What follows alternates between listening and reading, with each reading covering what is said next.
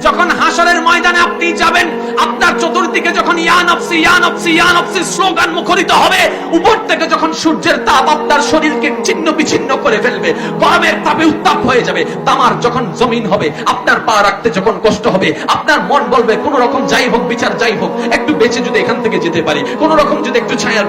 ব্যবস্থা করতে পারি, এখানে যদি একটু পানির ব্যবস্থা হয়, যখন আপনি বেসাহারা হয়ে যাবেন, যখন আপনি আপনার আত্মীয়কে খুঁজবেন, সবাই আপনার থেকে মুখ ফিরাই ফেলবে, আপনার মা বাবা আপনার থেকে চেহারা ঘুরাই ফেলবে, আপনার কলিজার টুকরা বন্ধুরা আপনার হাত ছেড়ে দিবে, আপনার ভাই বোনেরা আপনাকে লাত্তি মেরে ফেলে দিবে, যখন আপনার কাছের মানুষরা আপনাকে দূরে ধাক্কা মেরে ফেলে দিবে, যখন আপনি বেসাহারা হয়ে যাবেন, আপনি যখন নিরুপায় হয়ে যাবেন, হঠাৎ করে একটা আওয়াজ শুনবেন, রব্বি হাবিলি উম্মতি, রব্বি হাবিলি উম্মতি, রব্বি হাবিলি উম্মতি, রব্বি হাবিলি উম্মতি, রব্বি হাবিলি উম্মতি। মনের মধ্যে একটু সাহস অনুভব করবেন, এই মুষ্টি আওয়াজ কোন জায়গা থেকে আসে? কই মা তো আমাকে ডাক দিল না, বাবা তোমাকে ডাক দিল না, কে আমাকে ডাক দিল? তখন উত্তর আসবে, আনা নবিয়ুন, আমি তোমার নবী, আমি তোমার নবী, আমি তোমার নবী, আমি তোমার নবী। ইয়া রাসূলুল্লাহ, যাদের আপন ভাবলাম সবাই ভুলে গেল, আপনাকে স্মরণও করলাম না দুনিয়ার জগতে, আপনি আমাকে এত স্মরণ করলেন। নবী বলবেন, তুই তো আমার উম্মত, তুই তো আমার উম্মত, তুই তো আমার উম্মত, তুই তো আমার উম্মত, লা তাহজান, চিন্তা করিস না,